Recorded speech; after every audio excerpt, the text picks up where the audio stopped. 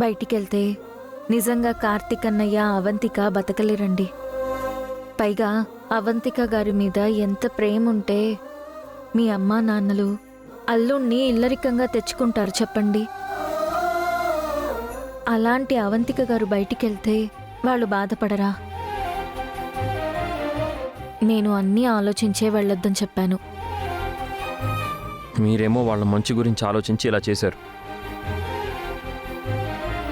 ఇకనైనా వాళ్ళు మంచిగా మారతారో లేదో చూడాలి. మనం ఎందుకు మంచిగా మారాలి? మనకేం మంచి జరిగిందని మారాలి? అక్కడికి మనమేదో రాక్షసులం, వాళ్ళేదో దేవతలైనట్టు మాట్లాడారు. అవంతిక, గట్టిగా అరవక అవంతిక, ఎవరైనా వింటారు. వింటే విన్నివ్వండి. ఇంతకు మించి ఏం జరుగుతుంది? ఇంకేం చేస్తారు? కన్నవాళ్ళే కనికరం లేకుండా వెళ్ళిపోమన్నారు. తోడబుట్టిన వాడే తాళి కట్టిన దానికి వత్తాసు పలుకుతూ మనల్ని అవమానించాడు.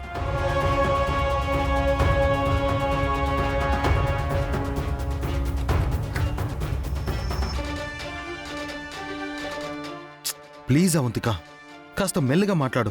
జరిగింది చాలు కదా. ఎందుకు ఎందుకు మెల్లగా మాట్లాడాలి? మనం సంపాదించుకున్న అతి పెద్ద ఆస్తి ఆ అహల్య క్షమాపణట. దాని దయ్యా దాక్షిణ్యాల మీద ఇకపై మనం బ్రతకాలట. దీనికన్నా మనం చావడం మేలు. మనం చావడం ఏంటి అవంతిక? ఆ అహల్యని చంపాలి గాని.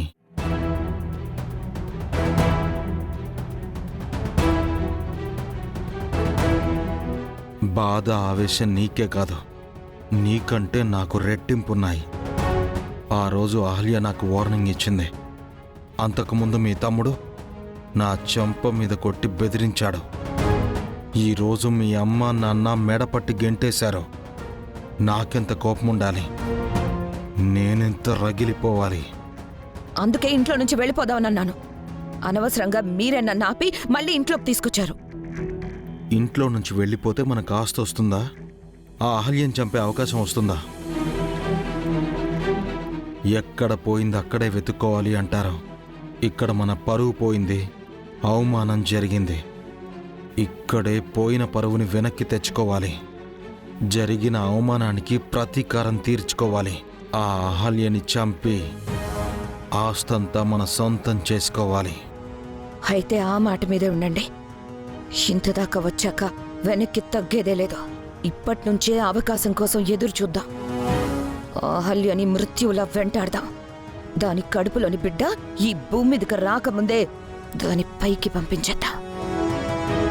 ఇక నుంచి మన పని అదే అవంతిక. మనము ఆ అహల్యో తేల్చుకోవాలి.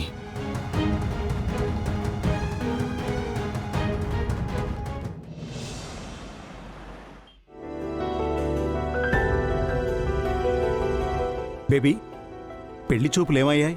అబ్బాయి నచ్చాడా? నచ్చడానికి వాడేమైనా గౌతమా డాడ్? గౌతమ్ చూసిన సంబంధమేగా, ఎందుకు నచ్చలేదు? నాకు గౌతమ్ తప్ప ఇంకెవరూ నచ్చరని మీకు తెలుసు కదా డాడ్. ఎన్నిసార్లు చెప్పాలి మీకు?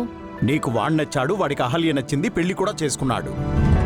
తొందరలో తండ్రి కూడా కాబోతున్నాడు. ఇంకా వాళ్ళ లైఫ్లో నువ్వు లేవు. ఈ విషయం నీకెన్నిసార్లు చెప్పాలి? మీరు కన్ఫ్యూజ్ అవుతున్నారు డాడ్.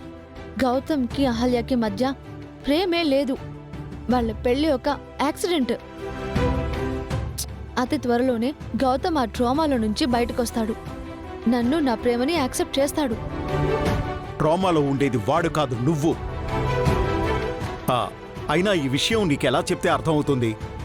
చేతులారా నీ లైఫ్ని నువ్వే స్పాయిల్ చేసుకుంటున్నావు. లేదు డాడ్, ఈ 2 days గౌతమ్ కంప్లీట్గా నాతోనే ఉన్నాడు. నా గురించి ఆలోచించాడు.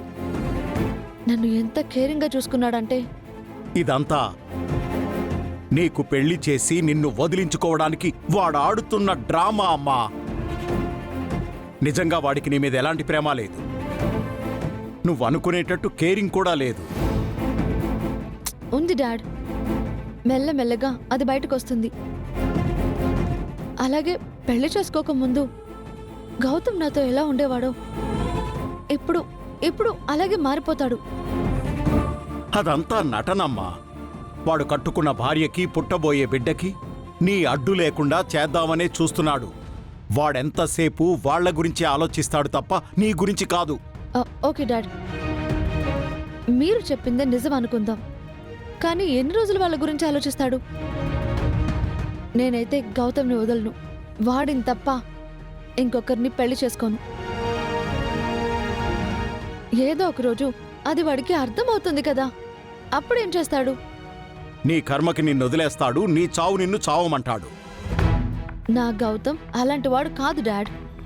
నన్ను అలా వదిలేడు. వాడు నిన్ను వదిలేసి చాలా రోజులైంది బేబీ. Be practical. నా మాట విను. నో డాడ్, మీరే నన్ను నమ్మండి. నాకు కొంచెం టైం ఇవ్వండి. గౌతమ్ని పెళ్లి చేసుకొని ఈ ఇంటికి అల్లుడుగా తీసుకొస్తాను.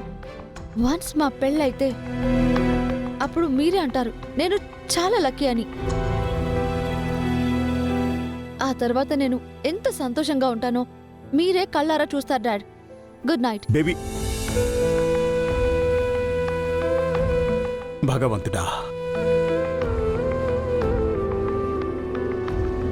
ఈ పిచ్చిదాన్ని ఎలా ఆపాలి? తన మనసు ఎలా మార్చాలి? ఏదో ఒక దారి చూపించబయ్యా. ఏం చేయాలో అర్థం కావట్లేదు.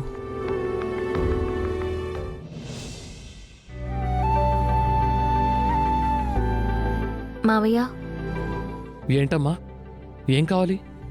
కడుపులో చల్లగా ఉండడానికి రోజు మజ్జిగ తాగమని సుభద్ర గారు చెప్పారు మావయ్య. సరేనమ్మా, నేను తీసుకొస్తాను. నువ్వు పైకెళ్ళు. హ్మ్.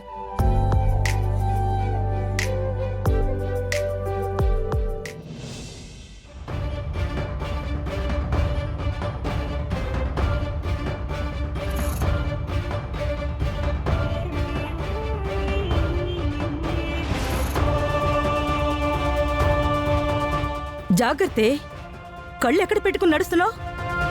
చీర గాలికి తగిలిందండి. కొచ్చిళ్ళు సరిగ్గా పెట్టుకుంటే ఆ సమస్య ఉండదు. పద, నేను తీసుకెళ్తాను. పర్లేదండి, నేను వెళ్తాను. నేనొస్తానంది నీకోసం కాదు, నా మునిమనవుడి కోసం. రా.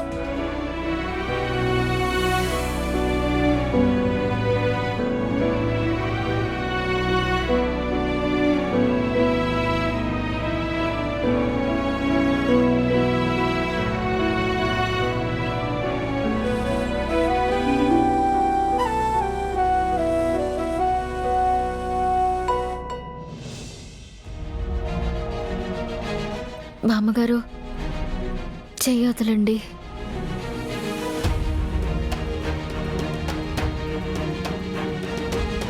మామగారు, అమ్మా, మామగారు వదలండి, నొప్పి వస్తోందండి.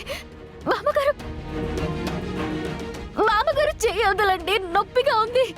నేను చెయ్యి పట్టుకుంటేనే నీకంత నొప్పిగా ఉంటే, నువ్వీ ఇంటిని దెయ్యంలా పట్టుకుని వేలాడుతూ ఉంటే నాకెంత నొప్పిగా ఉండాలి. బామ్మగారు, ఏంటే బామ్మగారు? నువ్వు నా కొడుకు కూతురువా లేక కూతురు కూతురువా? అసలు ఎవరివే నువ్వు?